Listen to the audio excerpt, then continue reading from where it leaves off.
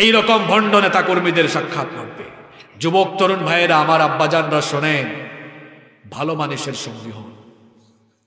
যারা নামাজ পড়ে, যারা আপনাকে দেখলে জিজ্ঞেস করে আপনি নামাজ পড়েছেন তো, জামাত পড়েছেন তো, মাঝে মাঝে তাহাজ্জুদ পড়েন তো।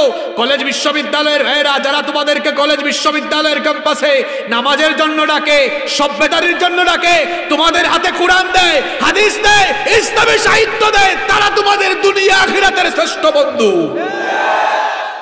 এদের সাথী হয়ে যাও। কোথায় দৌড়াও তোমরা? যে বয়সে তোমাদের হাতে কোরআন মানায়, হাদিস মানায়, যে বয়সে তোমাদের লাইব্রেরিতে গিয়ে পড়াশোনা মানায়, সেই বয়সে কিছু ধান্দাবাজরা তোমাদের হাতে সিগারেট দেয়, গাঁজা দেয়, তোমাদেরকে নিয়ে কলেজ বিশ্ববিদ্যালয়ের ক্যাম্পাসে ইফটিজিং এর চর্চা করে। এই রকম দুষ্ট বিশৃঙ্খলাকারী তোমাদের বন্ধু হতে পারে না। এরা দুনিয়া আখিরাতে তোমাদের শত্রু। আল্লাহ বুঝার তৌফিক দান করেন। তাইলে আমরা রসুলের আদর্শ যারা জমিনে প্রতিষ্ঠা করতে চায়, আল্লাহর জমিনে আল্লাহর দিন যারা কায়েম করতে চায়, তাদের সঙ্গী হব, তাদের সাথী হব, তাদের সাথে নামাজে যাব, তাদের সাথে দিনের দাওয়াতে যাব, তাদের সাথে আল্লাহর জমিনে আল্লাহর দিন কায়েমের জন্য নিজের জীবনকে আমরা উজাড় করে দিব। কারা কারা রাজি আছেন দুহাত তুলে আল্লাহকে দেখা। লিল্লাহি তাকবীর।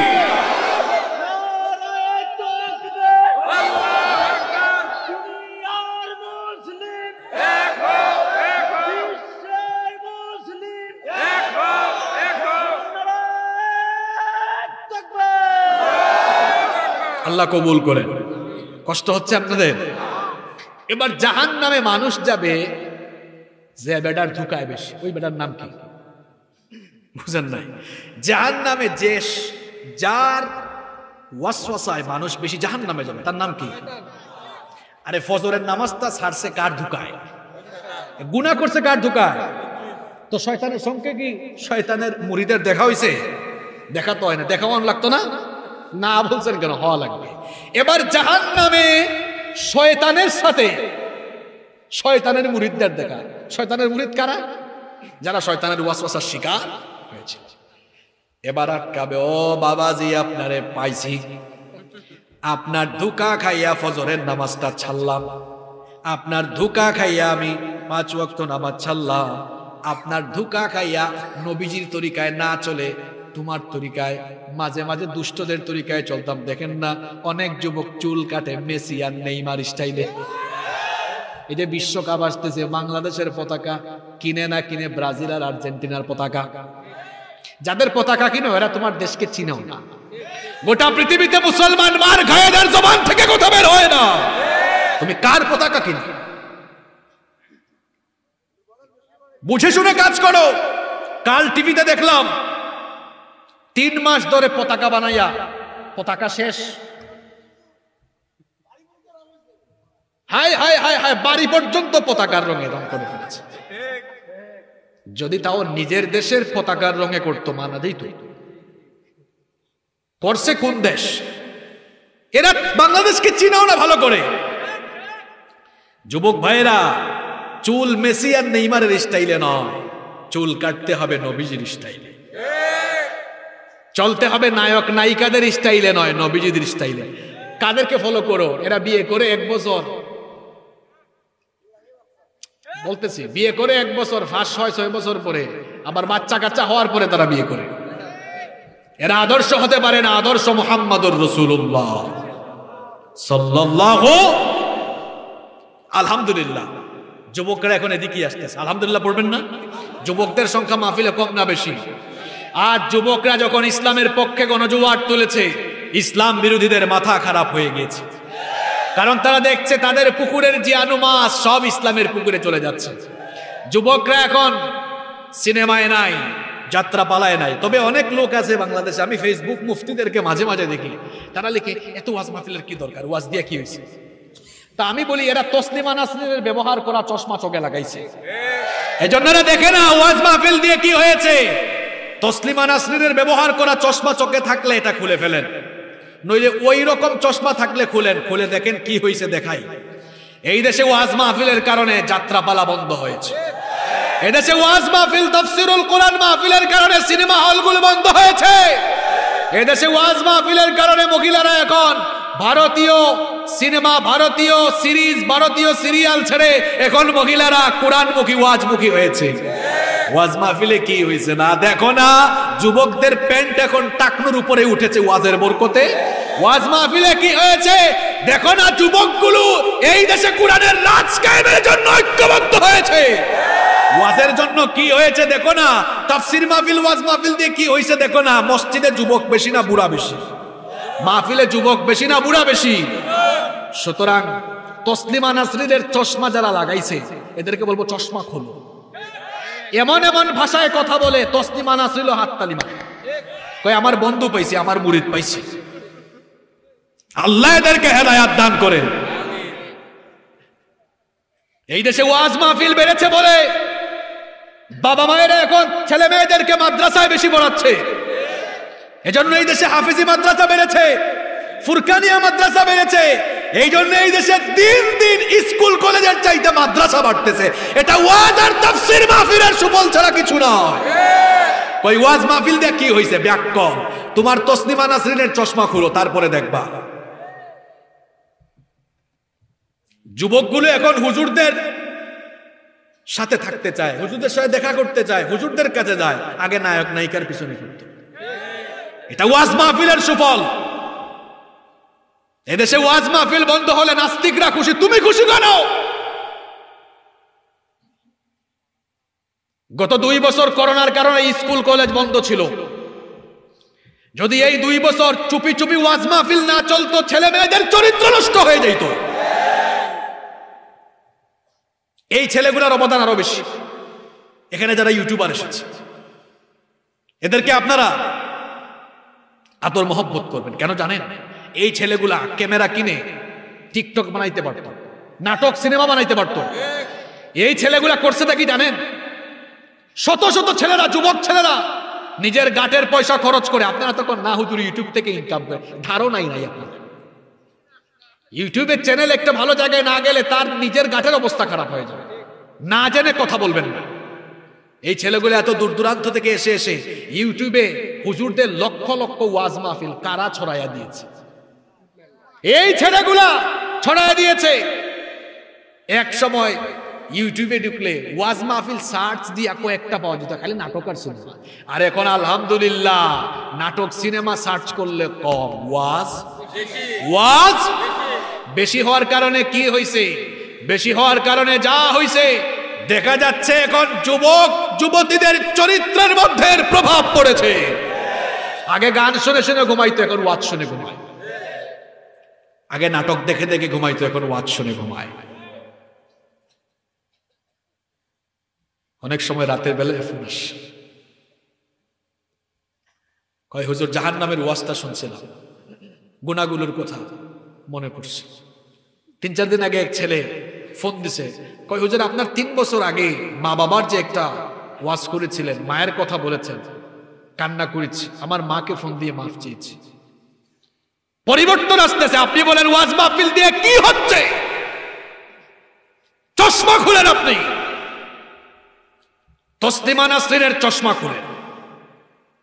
হ্যাঁ, ওয়াজ মাহফিল দিয়ে এই দেশের একেবারে দিন কায়েম হয়ে যাবে না, কিন্তু ওয়াজ মাহফিল দিয়ে দিন কায়েমের পথকে সহজ এবং উর্বর করা যাবে।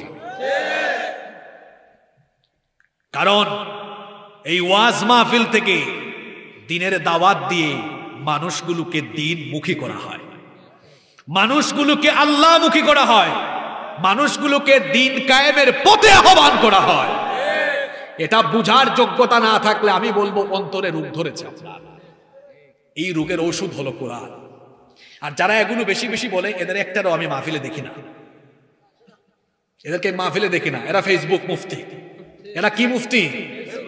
এদের কথায় আজ পর্যন্ত কেউ নামাজি হয় না, এদের কথায় আজ পর্যন্ত বেয়াদব ছেলে আদব বলা হয় নাই, বরং ওয়াজ মাহফিলে এসে বহু বেয়াদব ছেলে আদব বলা হয়েছে। ওয়াজ মাহফিলে এসে বহু বেনামাজি নামাজি হয়েছে। ওয়াজ মাহফিলে এসে বহু মানুষ তওবা করে দিনের পথে ফিরে এসেছে। আল্লাহ আমাদের দেশটাকে হেফাজত করেন। এবার শয়তানের সাথে দেখা হয়েছে। কার সাথে মনে আসেনি আপনাদের? বলবে বাবাজি শয়তান আপনারে পাইছি, দাঁড়ান। আপনি ধোঁকা দিয়ে ফজরের নামাজ কাজা করাইছেন, ধোঁকা দিয়ে দিয়ে লেনিন আর আব্রাহাম লিঙ্কনের দিকে নিয়ে গিয়েছেন, ধোঁকা দিয়ে দিয়ে গুনাহ করাইছেন। আপনার মাথায় যে বুদ্ধি, শয়তানের মাথায় বুদ্ধি কম না বেশি? শয়তানের বুদ্ধি আমাদের চেয়ে কম না বেশি? শয়তান এমন পাকনা, আপনি যখন তারে আটকাবেন সে বলবো বসো আমারও বক্তৃতা আছে। শয়তান এবার বক্তৃতা শুরু করবে।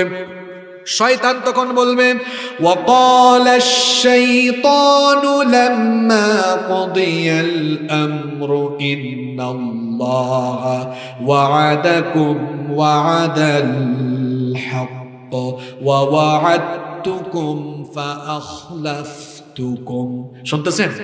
শেষ পয়েন্টটা শুনে কষ্ট হচ্ছে আপনাদের? শয়তান বলবে দেখো দেখো ইন্নাল্লাহা ওয়া'আদাকুম ওয়া'দাল হক, আল্লাহর ওয়াদা সব সত্য। দেখো না ওই যে জান্নাতীরা, জান্নাতি আছে, আল্লাহ ওয়াদা করেছিলেন আল্লাহর বিধান মানলে আল্লাহ জান্নাত দিবেন, দেখো আল্লাহ জান্নাত দিয়েছেন। তাহলে আল্লাহর ওয়াদা সত্য না মিথ্যা? আরো জোরে বলেন সত্য না মিথ্যা? এবার শয়তান বলবে আমার ওয়াদা ছিল আল্লাহর সাথে আল্লাহর বান্দারে জাহান্নামে নিয়ে যাওয়া, আল্লাহর ওয়াদা আল্লাহ রাখছেন, আমার ওয়াদা আল্লাহর ওয়াদা আল্লাহ রাখছে, আমার ওয়াদা। শয়তান বলবে ভাইরে আমারে দোষ দিস না, ওয়া মা কানা লিয়া আলাইকুম মিন সুলতান, তোর উপরে আমার কর্তৃত্ব ছিল না, তবে হ্যাঁ আমি একটা কাজ করছিলাম। শয়তান স্বীকার করবে আমি একটা কাজ করছি। কি করছে? ইল্লা আন দাউতুকুম ফাস্তাজাবতুম লি, আমি শুধু তোমাদেরকে দাওয়াত দিতাম আর তোমরাও না বুঝা কাম করতে। দাওয়াতটা কেমনে দেয়? রাতের বেলা তুমি ঘুমাও, আমি তোমারে ফু দেই।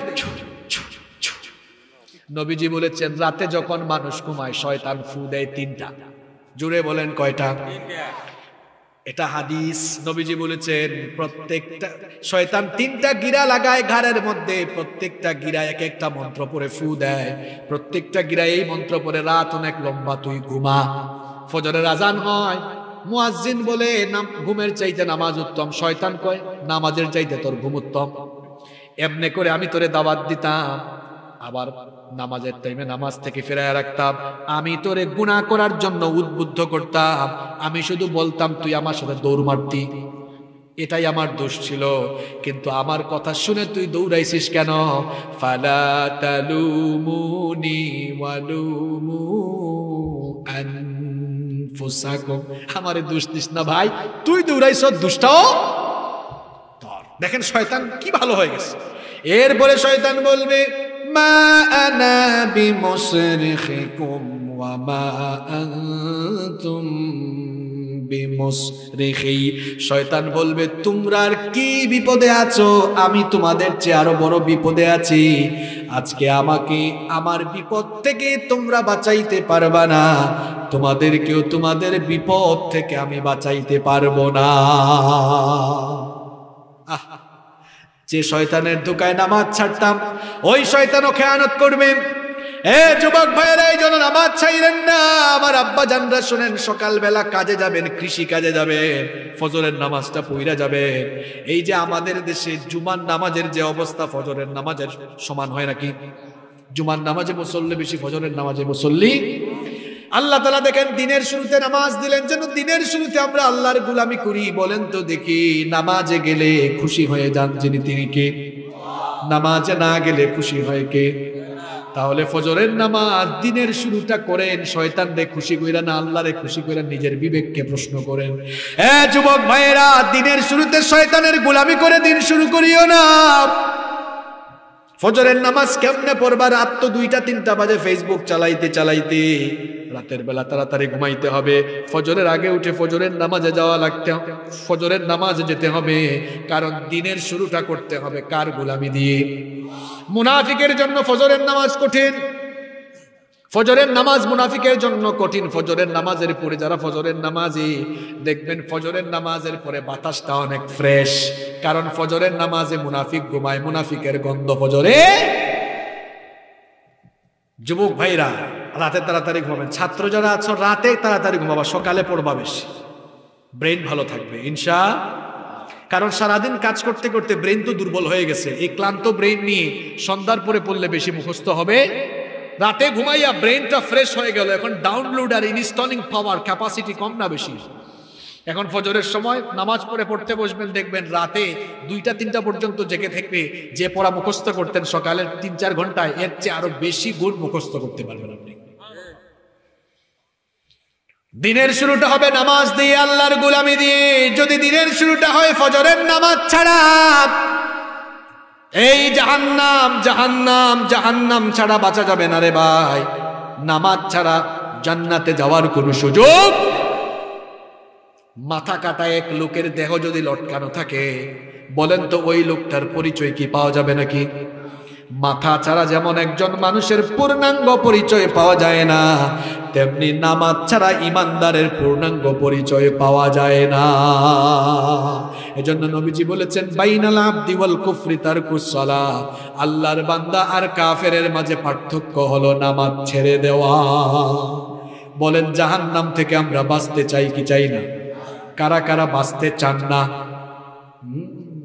মনোযোগ আছে। জাহান্নাম থেকে কারা কারা বাঁচতে চায়? হয়েছে হাত নামান।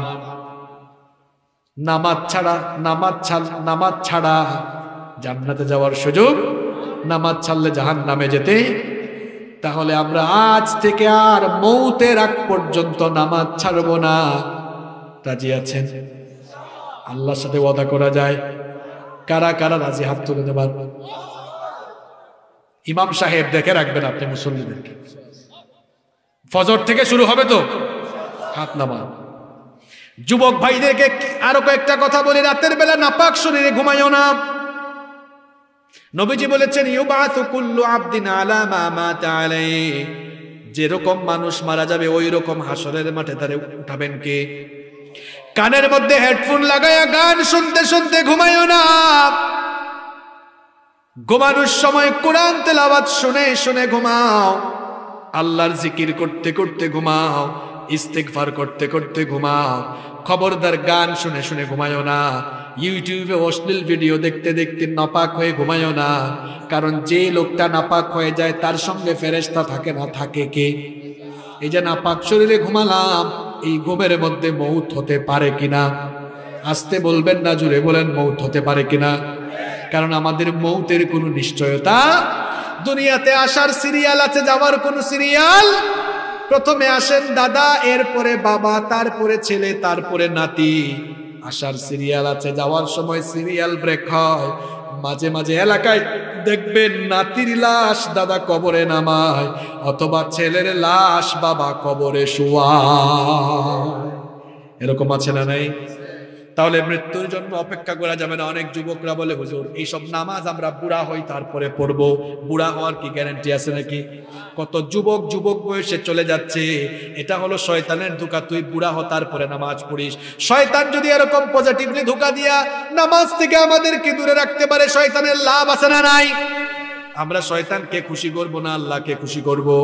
এজন্য যুবক ভাইদেরকে বলছি, ভাই আপনাদের সাজদার দাম অনেক বেশি।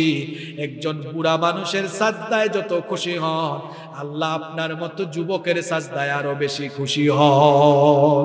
বুড়া হলে ঠিক মতো রুকু দেওয়া যায় না, ঠিক মতো সাজদা দেওয়া যায় না, মাজায় ব্যথা, হাঁটুতে ব্যথা, কিন্তু যৌবন বয়সে কোনো ব্যথা, সুন্দর করে রুকু দেওয়া যায়, সাজদা দেওয়া যায়। এজন্য যুবক ভাইদেরকে নসিহত করব, কখনো নামাজ ছাড়া যাবে। মা বাবার খেদমত করবেন, মা বাবাকে কখনো আঘাত দিবেন না, মা বাবার সঙ্গে কখনো রাগ করে গলা উঁচু করে কথা বলবেন না। কারণ মা বাবাকে যদি খুশি করতে না পারেন আল্লাহ বেজার হয়ে যাবেন, আর মা বাপকে যদি খুশি করতে পারেন আপনার উপর খুশি হবেন কে? নবীজি বলেছেন, হুমা জান্নাতুকা, এই মা বাবা তোমার জান্নাত, তাদের খেদমত করো আমি জান্নাত দিব। হুমা নারুকা, তারা জাহান্নাম, অর্থাৎ তাদেরকে রাজি না করতে পারলে আমি আল্লাহ রাজি হব না, তোমার জন্য জাহান্নাম। এই জন্য আমার যুবক ভাইদেরকে বলছি, মা বাবার সঙ্গে সুন্দর ভাষায় কথা বলতে হবে। আল্লাহ বলেছেন, ওয়াকুল্লাহুমা কওলান কারীমা, সম্মানের ভাষায়, মার্জিত ভাষায়, ভদ্র ভাষায় কথা বলো। আল্লাহ বলেছেন, ওয়ালা তানহারহুমা, ধমক দিও না। মা বাবার মাথা টিপে দেন, আপনি যখন ছোট ছিলেন মা বাপ তখন মাথায় হাত বলে ঘুম পাড়াইছে, এখন আব্বা আম্মা বুড়া হয়ে গেছে, মাজায় ব্যথা, হাঁটুতে ব্যথা, মাথায় ব্যথা, টিপে টিপে ঘুম পাড়ান, আব্বা আম্মাকে মুখে তুলে খাওয়ান, অসুস্থ হলে চিকিৎসা করা, মা বাবার জন্য খুশি করেন, মা বাবার জন্য খরচ করে মা বাপকে খুশি করেন, খুশি হয়ে যাবেন কি? চরিত্রের ব্যাপারে যুবকরা সাবধান হতে হবে। এটা বড় ফিতনার যুগ, এই ফিতনার যুগে চরিত্র নষ্ট করা যাবে না, চরিত্রটাকে সুন্দর রাখতে হবে। এই যে মেয়েদের পেছনে দৌড়ানো যাবে, কলেজে যারা পড়ো, বিশ্ববিদ্যালয়ে যারা পড়ো, মেয়েদের পেছনে দৌড়াইলে তোমার কেরিয়ার শেষ, তোমার কেরিয়ার শেষ হয়ে পড়াশোনায় মন দাও, চরিত্র গঠনে মন দাও, চরিত্র সুন্দর করো, প্রেম প্রীতি করে নিজের চরিত্র নষ্ট করো না, চরিত্র ঠিক রাখবো, দেখবা আল্লাহ একজন নেককার জীবন সঙ্গী দান করবে। বিয়ের আগেই নিজের হবু বউয়ের জন্য দোয়া করো। অনেক যুবকরা হাসতেছে, হবু বউয়ের জন্য দোয়া করবো কেন? দোয়াটা আল্লাহ শিখাইছেন। আল্লাহ বলছেন পরে, রব্বানা হাব লানা মিন আজওয়াজিনা।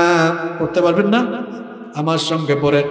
এই যারা বিয়ে করে নাই তোমরা আরো জোরে পড়ো, রব্বানা হাব লানা মিন আজওয়াজিনা ওয়া যুররিয়াতিনা কুররাতা আয়ুনিন ওয়াজআলনা লিল মুত্তাকিনা ইমামা। কি সুন্দর দোয়া! আল্লাহ বলছেন তুমি দোয়া করো, রব্বানা হাব লানা মিন আজওয়াজিনা, আল্লাহ এমন বউ গিফট করো, ওয়া যুররিয়াতিনা, আর ওই বউয়ের পেট থেকে এমন সন্তান দাও, যে বউ আর যে সন্তান কুররাতা আয়ুন, আমার জন্য চক্ষু শীতলকারী হয়ে যাবে। সুবহানাল্লাহ। ওয়াজআলনা লিল মুত্তাকিনা ইমামা, আল্লাহ আমাদেরকে মুত্তাকিদের নেতা বানাও। আমিন বলেন। মাথার মগজগুলো গলে গলে পড়তে থাকে। আল্লাহ, এটা যদি সবচেয়ে কম শাস্তি হয় রে ভাই, তাহলে সর্বোচ্চ শাস্তিটা কেমনে হবে? কেমনে নামাজ ছাড়তেছি আমরা, কেমনে আমরা গুনাহ করছি, কেমনে মোবাইলের ফিতনায় পড়েছি, কেমনে হারাম কাজ করছি। শেষ একটা হাদিস বলে আমি শেষ করবো আলোচনা, এটা স্পেশালি যুবকদের উদ্দেশ্যে। আপনারা আবার আব্বাজানরা রাগ করেন না যে হুজুর খালি যুবকদের উদ্দেশ্যে কথা বলে কেন? এই যুবকরা তো আমাদের মেরুদণ্ড, এরা আপনাদের ছেলে না? আপনাদের ছেলেগুলো ঠিক হলে তো সমাজটা ঠিক হয়ে যাবে, ঘর ঠিক হয়ে যাবে, ঠিক কিনা? গোপনে গোপনে গুনাহ ছেড়ে দেন। শেষ হাদিস বলছি শোনেন, গোপন গুনাহ কত মারাত্মক। মনোযোগ আছে? নবীজি বলেছেন কিয়ামতের দিন আমার কিছু উম্মত, নবীজি একটা পাহাড়ের কথা বললেন, তিহামা অঞ্চলের শুভ্র পাহাড়ের মতো, পাহাড় সম পরিমাণ আমল নিয়ে হাজির হবে। পাহাড় সম পরিমাণ আমল নিয়ে হাজির হওয়ার পরেও তাদের আমলগুলো ধুলাবালিতে পরিণত হবে। সাহাবীরা বললেন, নবী গো কার কথা বলছেন? আল্লাহর নবী বললেন, এরা হলো তারা যারা নামাজে যায়, রোজা রাখে, হজ করে, যাকাত দেয়, দান সদকা করে, কুরআনের মিছিলেও যায়, সব ভালো কাজ করে, কিন্তু একাকী হয়ে গেলে নীরবে নিভৃতে একা একা হারাম কাজ করে। এজন্য যুবক ভাইরা হারাম কাজ ছেড়ে দেব কার ভয়ে? আরো জোরে বলেন, যাদের হৃদয়ে আছে আল্লাহর ভয়, তারা কভু পথ ভুলে যায় না। আল্লাহর প্রেম ছাড়া এই দুনিয়ায় কারো কাছে কোনো কিছু চায় না, কারো কাছে কোনো কিছু চায় না। গোটা জীবনটা পরিচালনা করব কার পথে? নামাজ পড়ব, গুনাহ ছাড়বো, আর গুনাহ করব না, আর গুনাহ করে নিজেদেরকে জাহান্নামমুখী করব না, পাপের পথ থেকে ফিরে আসব। যারা পাপ করেছে আজকে মোনাজাতে কেঁদে কেঁদে তওবা করব আল্লাহর কাছে, আমার আল্লাহ তিনি কত মহান, তিনি কত দয়াবান। দুনিয়ায় মানুষ অন্যায় করলে মানুষ তারে দুইটা শাস্তি দেয়, আর আমার রব হচ্ছেন এমন, অন্যায় করার পরে তওবার দরজায় গিয়া তওবা করে ভিক্ষার হাত তুললে আল্লাহ মাফ করে দিয়ে রহমতের কুলে তুলে নেয়। সুবহানাল্লাহ। এজন্য আসুন এই জাহান্নাম থেকে বাঁচার জন্য আমরা আল্লাহকে ভয় করে জীবন পরিচালনা করি। আল্লাহ তৌফিক দান করুন।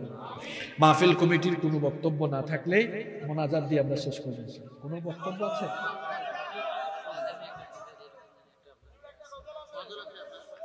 আলেমে বিভেদের কথা বলেছেন।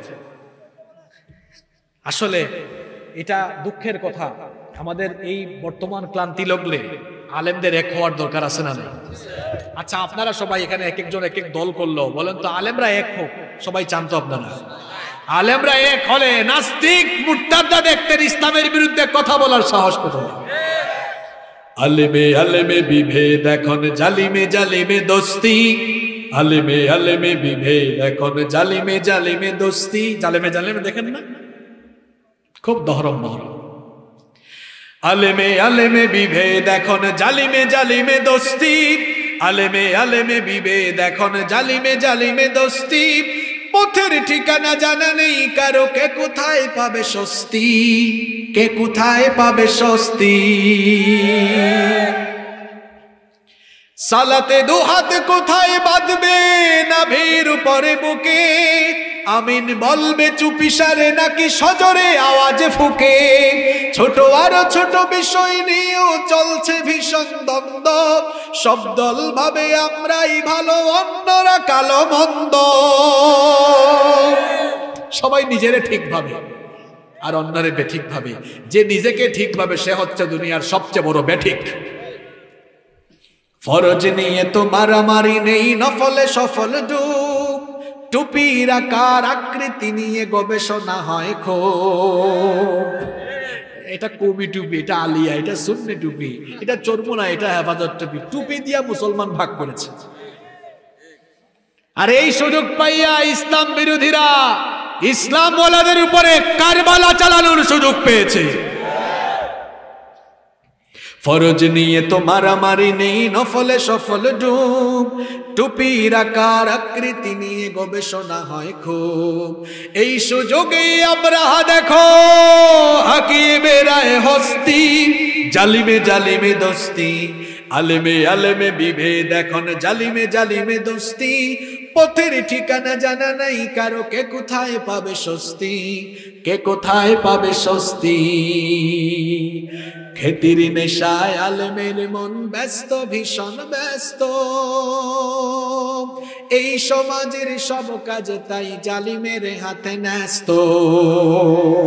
নিজের হিসেবে করে না আলেম অন্যের কথা ভাবে, বিরোধকারীরা জান্নাতে নাকি জাহান্নামেই যাবে। কাফের ফাসিক লক্ষ ফতোয়া পকেটেই আছে জমা, আল্লাহর কাছে ছাড় আছে তবু তার কাছে নাই ক্ষমা।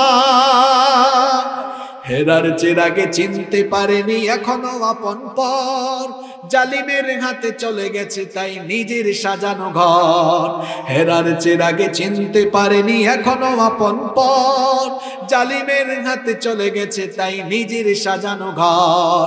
সালতানাতের মিনার হারিয়ে আশ্রয় তার বস্তি, জালিমে জালিমে দোস্তি, আলেমে আলেমে বিভেদ এখন জালিমে জালিমে দোস্তি। পথের ঠিকানা জানা নেই কারো, কে কোথায় পাবে স্বস্তি, কে কোথায় পাবে স্বস্তি। তবে আমরা চাই সব আলেমরা এক হয়ে যাক, চান তো আপনারা? এই জন্য এক আলেমে আরেক আলেমের গুতাগুতি বন্ধ করতে হবে। একজন আরেকজনকে দেখতে পারে না, এটা বন্ধ করতে হবে।